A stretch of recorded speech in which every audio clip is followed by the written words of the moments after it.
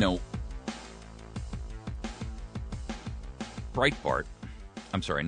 Matt Drudge. Now, most of you have seen the Drudge Report at some point in time in your life. If you don't listen or follow the Drudge Report, I encourage you to do so, because it's an outstanding organization, and they are an aggregator of news stories from all over the place. And they change it multiple times a day, so there's always fresh headlines and news up there. In fact, I use it as a resource every single day.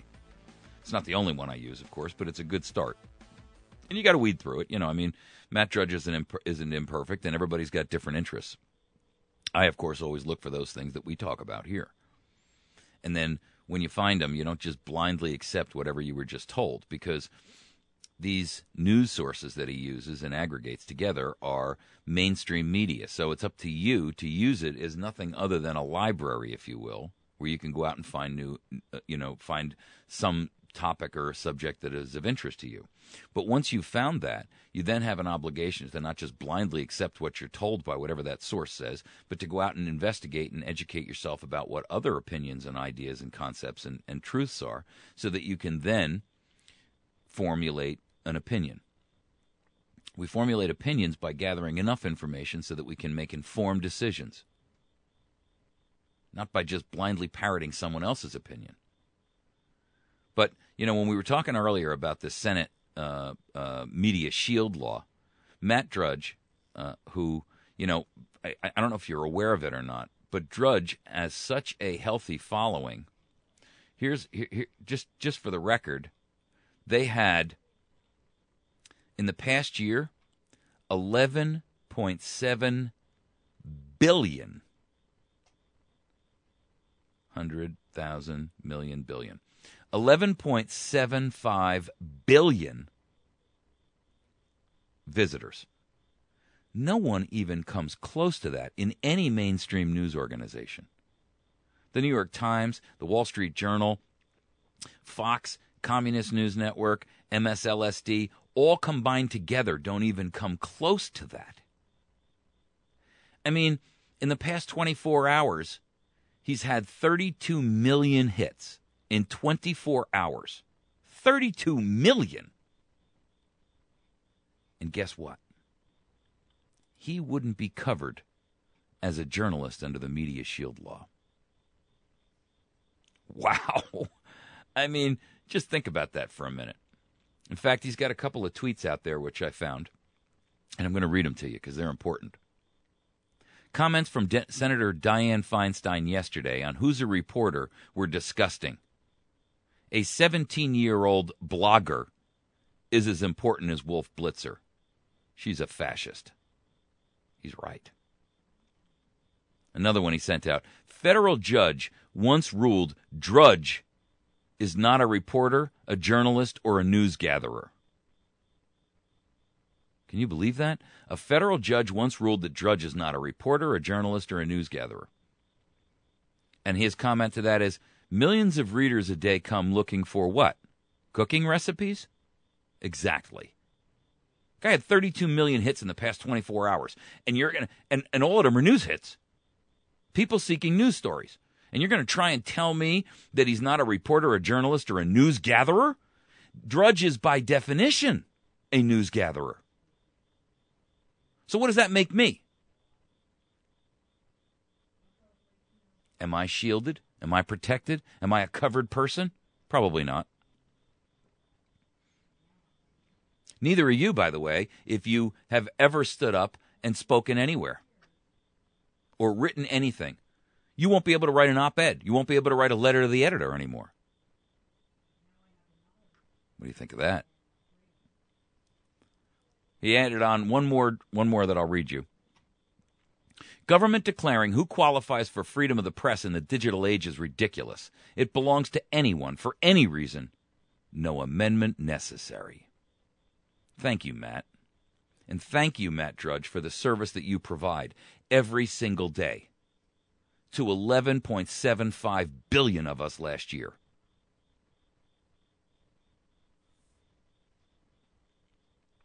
Senator Dianne Feinstein says that her proposed media shield should be applied only to real reporters, not basement-dwelling, pajama-clad bloggers with no professional credentials. Really? Senator Dianne Feinstein, who do you think you are? She says, I can't support it if everyone who has a blog has a special privilege. Or if Edward Snowden were to come sit down and write this stuff, he would have a privilege. I'm not going to go there, she says. Well, hold on a second. You can't support it if everyone who has a blog has a special privilege. Let me tell you something. You don't need to have a blog to have the special privilege of free speech. That was granted to us long before you were a gleam in your great-great-great-great-great-great-great-great-great-great-great-great-granddaddy's eye. You fascist piece of trash. How dare you try to define something that 237 years ago was predefined by people who were so great you aren't a hangnail on them.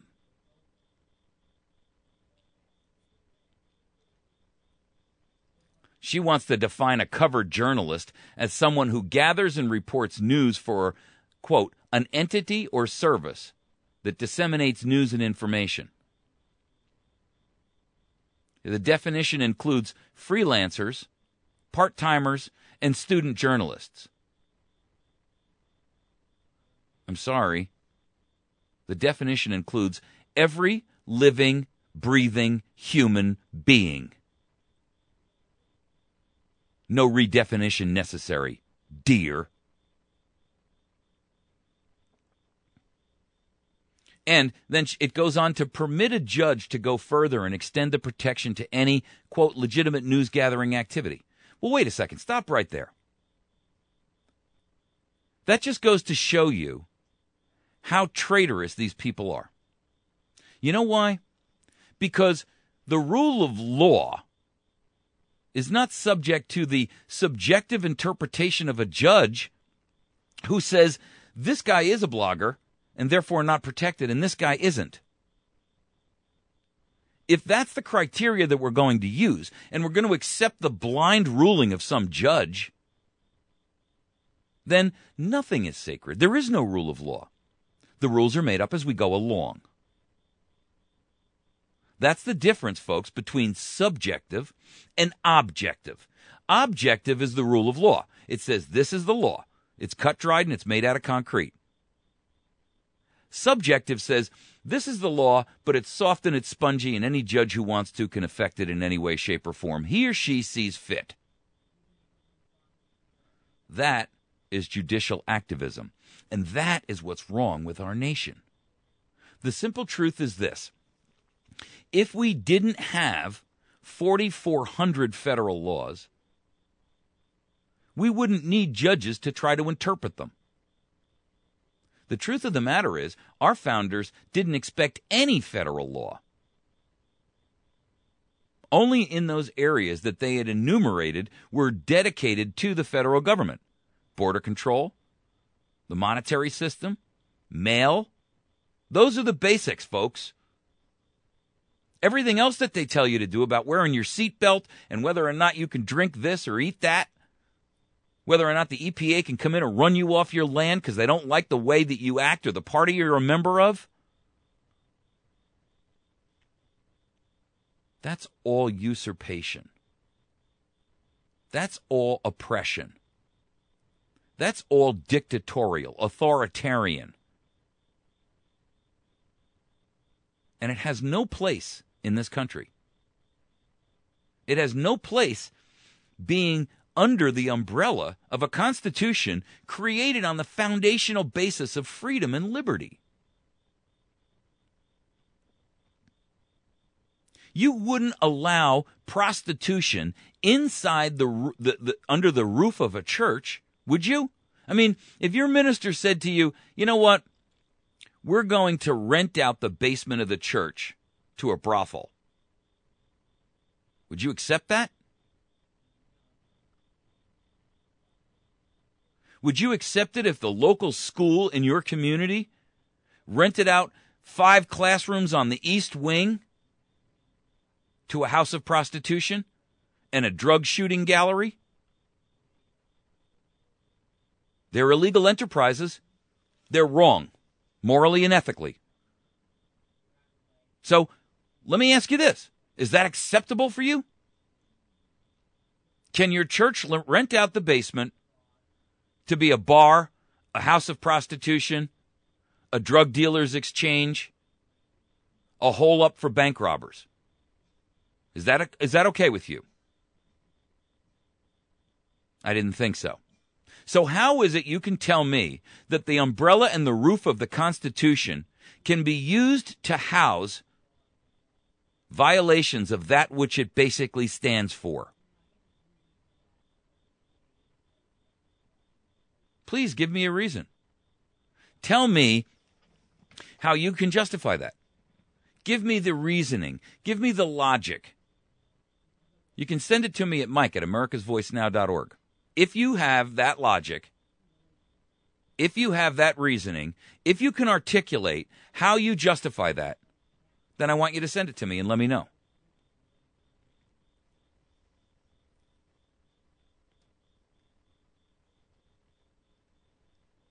For the federal government to dictate who is covered by a law that says basically everyone has it, says that they are opening up a house of prostitution in the basement of our church.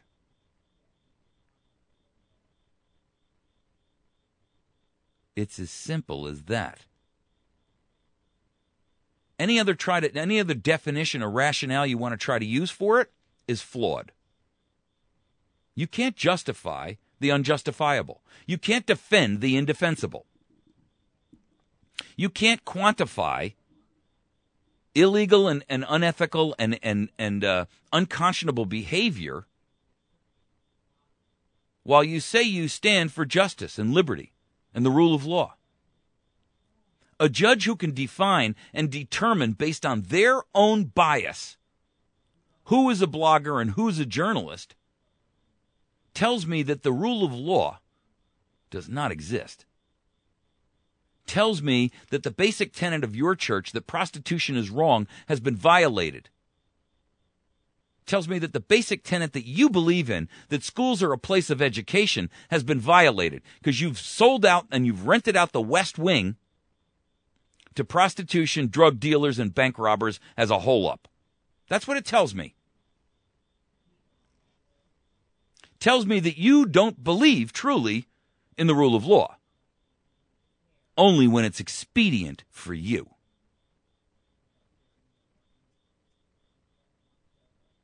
The rule of law is fixed. It's defined. It's not redefined by every judge who's got an axe to grind against the local guy who filed a story he didn't like just before his election, and now he's against everybody who classifies themselves as a journalist, and suddenly nobody's a journalist in his eyes, but he's left to define who is and who isn't. Wow. I mean, really.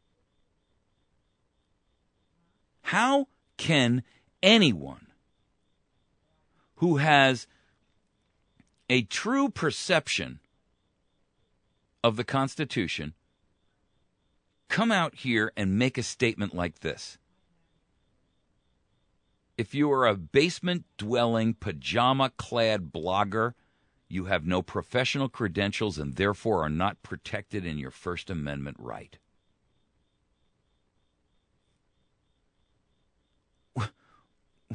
What would Ben Franklin have said to that? What do you think George Washington would have said if Dianne Feinstein were having a one-on-one conversation with him? What do you think Thomas Jefferson would have responded? Or Mr. Adams? Or Madison? What would their response have been to Dianne Feinstein in this argument? I can tell you this. It wouldn't have been pretty.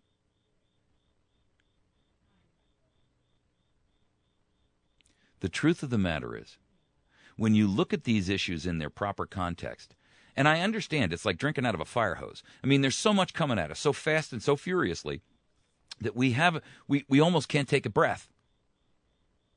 It's like being waterboarded with tyranny. I get it. I understand. You're being waterboarded every single day.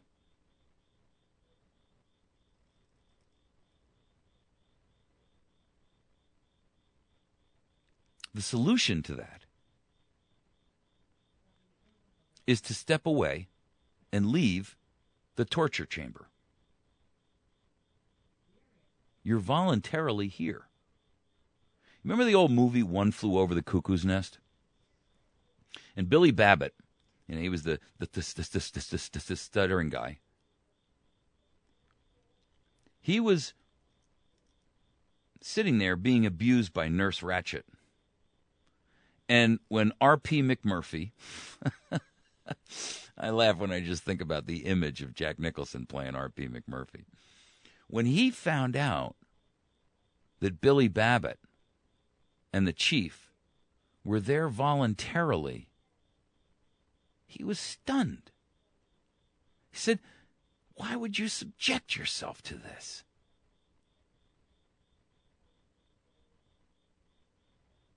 And I ask you the same question. Why would you subject yourself to this when all you've got to do is get your hat and walk out the door?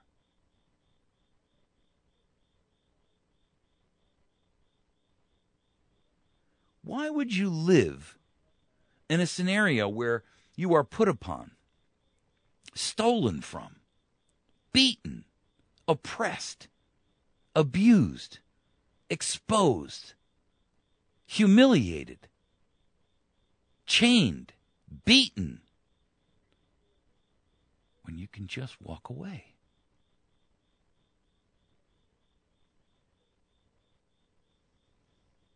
It's not that easy. You can't just walk away.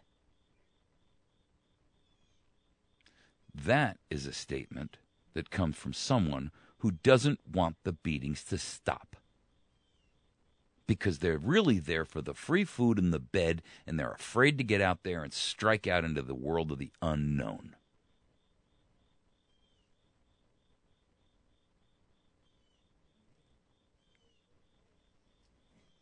If that's you, we have nothing further to discuss. I mean, if that's how you really believe, if that's what you think, then, with all due respect, jump off this channel and log on over to MSNBC. They'll give you all the utopia you can swallow. If you want to go back to sleep and have the illusion of eating steak and drinking wine, only to find out that what you're really eating is cow dung and urine, that's up to you. But the truth is, you know it's dung and you know it's urine. But you're willing to sit there and have the guy across the table from you say, "Nope, that's the finest wine you've ever tasted. And that steak is juicy and just the way you like it. And it's Kobe beef." You know it's not, but you continue to sit there and tell yourself, yup, this is the best wine I've ever had. I'm going to drink some more. Oh, that wine is just fabulous. And you ignore your own taste buds that tell you it tastes like urine.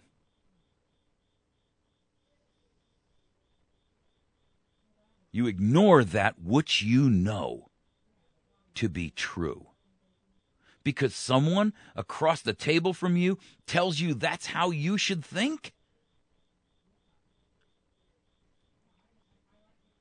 Do you really think God gave you the ability to be a logical, rational, intelligent, articulate human being with the ability to be prescient and reasoned so that you could sell it and give it away? to some stranger who already tells you, I don't have your best interest at heart, but drink that glass of urine and tell me how good it tastes, like a wonderful Bordeaux. You Christians out there, you Catholics out there, you practicing religious people, whether you're Jewish or Buddhist or whatever you are, I'm asking you directly, do you think God gifted you with the ability to reason and to have free will so that you could give it up to these people? If you pray for one thing, it should be for strength and wisdom to know. Strength and wisdom to know what? When you're being played, and the wisdom and the strength to get your hat and walk out of the insane asylum.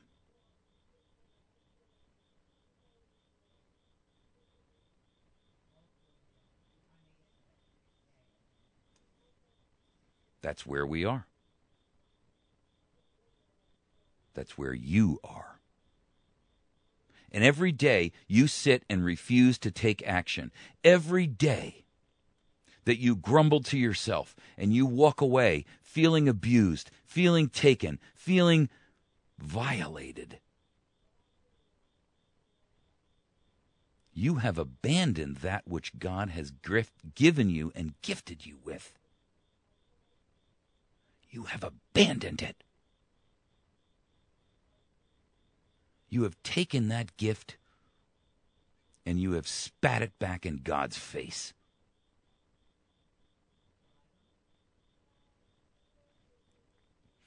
God gave it to you to do something with. It's a tool. And you're sitting there fumbling about in your toolbox, and you need a wrench, and it's sitting there right in front of you, and instead you pull out a hammer. Is God pleased with you? Is he pleased with your actions right now? Is he pleased with the way in which you fool yourself every day into thinking this is acceptable? Is he? Ask him. I promise the answer will come to you.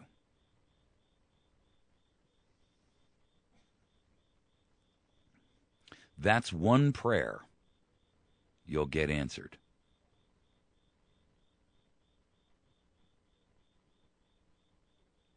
We have lost our way. You have lost your way.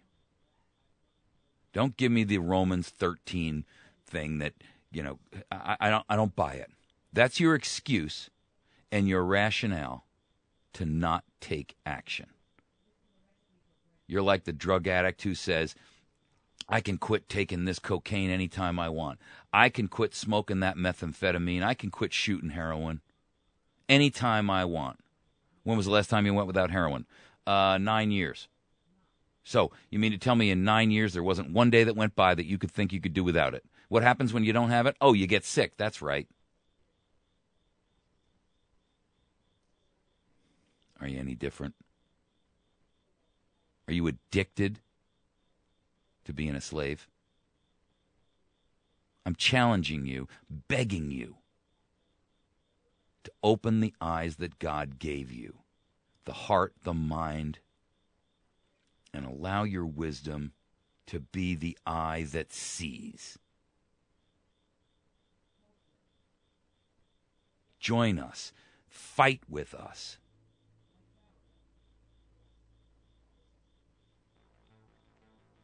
Help yourself by helping us. And please, God. You want to be blessed? That's how you do it. You're listening to America's Voice Now. My name is Michael Evans. I'm your host here. Please find us on the web at americasvoicenow.org. You can find us on Facebook at facebook.com/America's Voice Now. And you can find us and this and every other program that we do on YouTube. Please share this with some friends. If this message has impact on you, go ahead and show it to your church. Show it to your friends at work. Show it to the people that you go to school with. Educate those around you. YouTube.com/America's Voice Now. See you tomorrow.